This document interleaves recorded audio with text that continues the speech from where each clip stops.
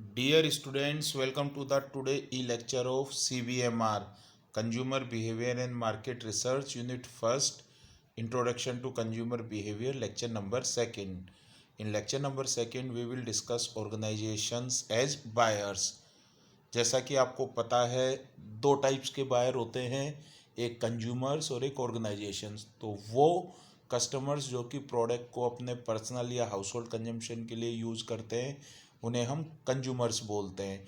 लेकिन कई बार ऑर्गेनाइजेशन भी कस्टमर होती है, बायर होती है, जो कि प्रोडक्ट को परचेज करते हैं बिजनेस या ऑर्गेनाइजेशन के बिहाफ पर, तो उन्हें हम क्या बोलते हैं? ऑर्गेनाइजेशनल बायर्स बोलते हैं। तो ऑर्गेनाइजेशनल बायर्स हैं, हम उनको 4 डिफरेंट मार्केट्स में डिवाइड कर सकते हैं। तो फर्स्ट क्या है? Industrial firms.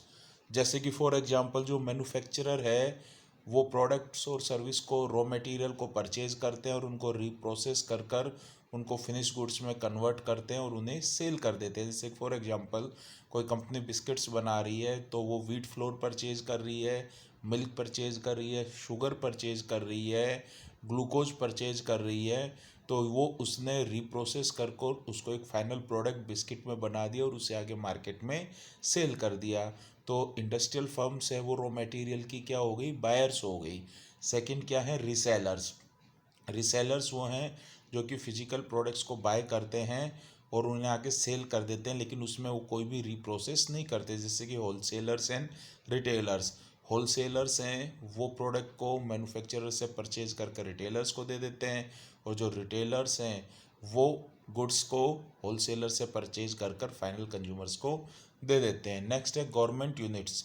State government, local government, regional government, provincial government, municipal, central government हैं, वो भी प्रोडक्ट्स को परचेज करते हैं, गुड्स और सर्विस को। किस लिए?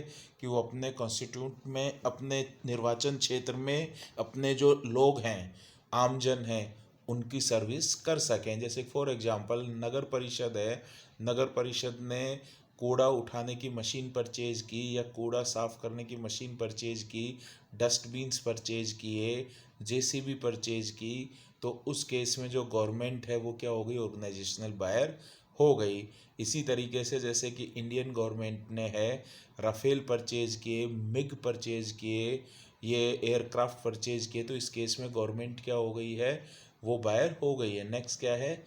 नॉन प्रॉफिट ऑर्गेनाइजेशंस, जो कि एनजीओज होते हैं, वो भी जो उनको डोनेशन मिलता है, उस डोनेशन से वो गुड्स और सर्विस को परचेज करते हैं, जिससे कि वो सोसाइटी में भला कर सकें और ज़रूरतमंद लोगों को वो गुड सर्विस प्रोवाइड कर सकें। जैसे कि कोई एनजीओ है, उसने साइकिल मैन्युफैक्चरर से साइकिल्स परचेज की और जो गरीब बच्चे हैं उनको साइकिल वितरित या डिस्ट्रीब्यूट कर दी, तो उस केस में जो एनजीओ है वो ऑर्गेनाइजेशनल बायर हो गई। अब कोई भी ऑर्गेनाइजेशन है, बेसिकली जो इंडस्ट्रियल फर्म है, वो वैरायटी ऑफ प्रोडक्ट्स और सर्विस परचेज करती हैं, उनको हम अलग अलग आइटम्स में या फील्ड में डिवाइड कर सकते हैं। जैसे कि रॉ मटेरियल, तो जो कंपनी है, मैन्युफैक्चरिंग है कंपनी है, वो रॉ मटेरियल परचेज कर रही हैं, उनको फिनिश गुड्स में कन्वर्ट करती हैं। तो जैसे कि कोई कंपनी है कार बनाती है, तो वो आयरन परचेज कर रही है, स्टील परचेज कर रही है। कोई कंपनी है वो एसी बना रही है, तो वो कॉपर परचेज कर रही है, एलुमिनियम परचेज कर रही है।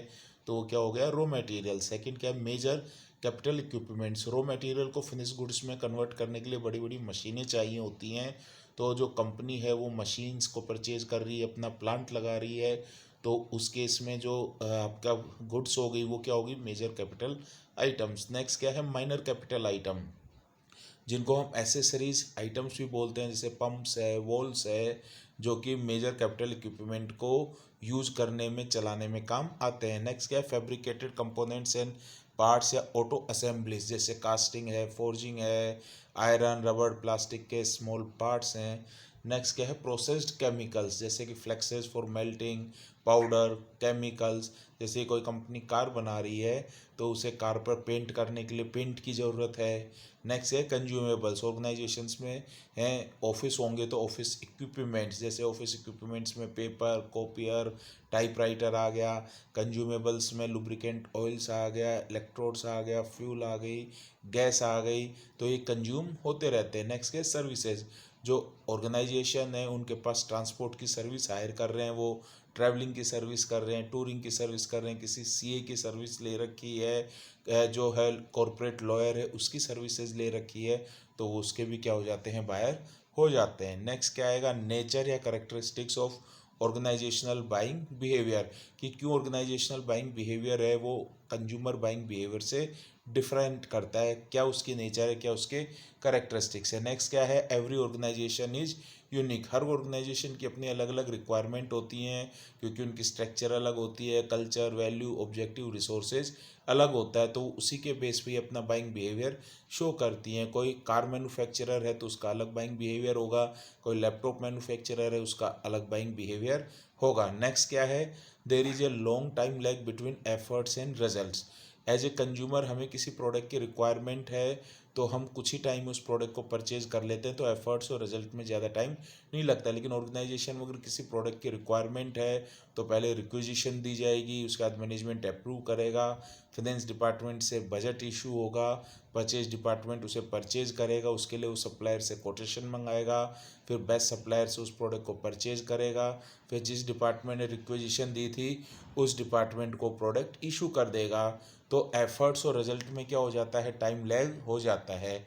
नेक्स्ट क्या है, it is rational as well as emotional activity, क्योंकि ऑर्गेनाइजेशन में ह्यूमन बीइंग होते हैं परचेजिंग में, तो इमोशनल एलिमेंट भी होता है और रेशनल एलिमेंट भी होता है। जैसे कि कोई इंडस्ट्रियल बायर है, वो प्रोडक्ट को क्वालिटी और क्वांटिटी के बेस पर सेलेक्ट कर रहा है, ऑर्गेनाइजेशन के नॉर्म्स के बेस पर, कि भाई मिनिमम इतनी क्वांटिटी हमें परचेज करनी है और मिनिमम इस क्वालिटी का प्रोडक्ट चाहिए, तो वो तो रेशनल हो गया। लेकिन वो जो डीलर है वो डीलर अपने पर्सनल या पॉलिटिकल एफिलिएशन की वजह से किसी एक पर्टिकुलर डीलर से ही परचेज करता है, तो वो उसका क्या हो गया, इमोशनल एक्टिविटी हो गई। नेक्स्ट क्या, it is a formal activity, organisational buying है वो बेसिकली एक कॉन्ट्रैक्ट होता है सप्लायर और बायर के भी। जैसे कि कोई कंपनी है, वो कंपनी एसी की मैन्युफैक्चरिंग कर रही है तो उसको रॉ मटेरियल चाहिए, तो उसने पहले ही कॉन्ट्रैक्ट साइन कर लिया कि पूरे साल मुझे 300 टन रॉ मटेरियल चाहिए, तो वह उसको एक साथ नहीं होगी, डेट और प्राइस फिक्स कर ली, पर मंथ है वो कितना रॉ मटेरियल मिलता जाएगा, तो कॉन्ट्रैक्ट साइन हो गया। कोई रियल इस्टेट डीलर है, वो फ्लैट्स बना रहा है, तो उस फ्लैट्स में वो 300 फ्लैट्स बना रहा है, तो वो हर फ्लैट के साथ एसी दे रहा है, तो उसने 300 एसी का कॉन्ट्रैक्ट कर लिया, जब जब उसे ज़रूरत होगी वो एसी मंगवा लेगा। नेक्स्ट क्या है, it is a multi person activity, organisation buying में एक से ज़्यादा पर्सन इन्वॉल्व होते हैं और सब मिलकर डिसीजन लेते हैं, तो ये जो एक्टिविटी होगी ये क्या होगी, मल्टीपल पर्सन एक्टिविटी होगी। इसके अलावा और क्या करेक्टरिस्टिक्स हैं, इंडस्ट्रियल बायर्स हैं वो कम होते हैं और जो इंडिविजुअल बायर्स हैं वो ज़्यादा होते हैं, लेकिन जो ऑर्गेनाइजेशनल बायर्स हैं वो बल्क में परचेज करते हैं, और ऑर्गेनाइजेशन में जो मिडिल मैन का रोल है वो नहीं होता है, जैसे होलसेलर रिटेलर का, तो जो ऑर्गेनाइजेशन है वो डायरेक्ट मैन्युफैक्चरर से प्रोडक्ट्स को परचेज करते हैं, और जो ऑर्गेनाइजेशन है वहाँ पे डिमांड की इनइलास्टिसिटी होती है, क्योंकि उनका जो प्रोडक्शन है वो कंटिन्यूसली चलते रहना चाहिए, तो वो उसी के बेस पर ही रॉ मटेरियल को परचेज करती रहेंगी, चाहे उस प्रोडक्ट की प्राइस इंक्रीज हो रही हो, चाहे उस प्रोडक्ट की प्राइस डिक्रीज हो रही हो। नेक्स्ट आ जाता है organisation buying situation. Basically organisation में 3 टाइप्स की बाइंग सिचुएशन होती हैं। फर्स्ट क्या है, स्ट्रेट रिबाई सिचुएशन, जब ऑर्गेनाइजेशन में office supply, raw material, daily use के आइटम हैं वो रूटीन बेस पे मंगाए जाते हैं, जिसमें हमें सप्लायर भी पता है, प्रोसीजर भी पता है और क्वांटिटी भी फिक्स है, तो हम उसी सेम सप्लायर से सेम क्वांटिटी के प्रोडक्ट्स का ऑर्डर बार बार देते रहते हैं, तो उसे हम क्या बोलते हैं, स्ट्रेट रिबाई बोलते हैं। सेकंड क्या है, मॉडिफाइड रिबाई, कई बार है आपको अपने जो प्रोडक्ट्स हैं उसमें सिचुएशन के अकॉर्डिंग चेंज करना पड़ता है, तो या तो आप प्रोडक्ट चेंज कर रहे हो या फिर सप्लायर चेंज कर रहे हो, तो प्रोडक्ट सेम है, सप्लायर चेंज कर दिया तो भी मॉडिफाइड रिबाई होगा, सप्लायर वही है लेकिन उससे हमने प्रोडक्ट दूसरा मंगवाया तो भी मॉडिफाइड रिबाई होगा। जैसे कि नायलॉन रोप फॉर ऑर्डिनरी रोप, अभी पहले आप है रस्सी सामान, रस्सी जो ऑर्डिनरी रस्सी है वो मंगवाते थे, लेकिन अब उसकी जगह आप नायलॉन की रस्सी मंगा रहे हो, तो इसे अपन क्या बोलेंगे, मॉडिफाइड रिबाई बोलेंगे। या फिर प्लास्टिक के वाशर्स, अभी तक आप ब्रास के वाशर्स यूज कर रहे थे, अब उसकी जगह आपने प्लास्टिक के वाशर्स मंगा रहे हो, या फिर कॉपर की जगह आप एल्यूमिनियम मंगवा रहे हो, या फिर मैकेनिकल की जगह हाइड्रोलिक पंप का यूज़ करा रहे हो, तो कई बार हम इकोनॉमिक कंसिडरेशन की वजह से या फिर है हमारे प्रोडक्ट की क्योंकि डिज़ाइन चेंज हो गया है या प्रोडक्ट के फीचर्स चेंज हो गए, उस वजह से हम अपने इंटीग्रेंट्स को चेंज कर देते हैं, तो इसे हम क्या बोलते हैं, मॉडिफाइड रीबायो। लास्ट क्या है, न्यू टास्क। अगर कंपनी कोई प्रोडक्ट फर्स्ट टाइम परचेज कर रही है तो उसके वो लिए वो सप्लायर्स को सर्च करती है और उसमें से सप्लायर जिससे उसकी बेस्ट कोटेशन उसे मिलती है उसको उस प्रोडक्ट का ऑर्डर देती है, तो प्रोडक्ट भी नया है और सप्लायर भी नया है, तो ऑर्गेनाइजेशन ने फर्स्ट टाइम उस प्रोडक्ट को परचेज किया है, तो ये कौन सी बाइंग सिचुएशन होगी, न्यू टास्क। तो when A task is performed items may be bought without previous experience and for the first time. जैसे कि कोई कंपनी है वो कंप्यूटर या फैक्स मशीन परचेज करी आज से पहले नहीं किया, तो फर्स्ट टाइम वो सप्लायर से कांटेक्ट कर रही है, तो उसे हम क्या बोलेंगे, न्यू टास्क बोलेंगे। तो न्यू टास्क के लिए या तो न्यू सेटअप या न्यू आइटम जिसके लिए ज़रूरी होता है जो हमने पहले कभी परचेज नहीं किए होते हैं, तो वो बाइंग सिचुएशन हमारे सामने फर्स्ट टाइम आती है, तो उसे हम क्या बोलेंगे, न्यू टास्क। तो इसी के साथ ही आपका ये जो लेक्चर नंबर 2 है ऑर्गेनाइजेशंस एज बायर से कंप्लीट होता है। Thank you very much.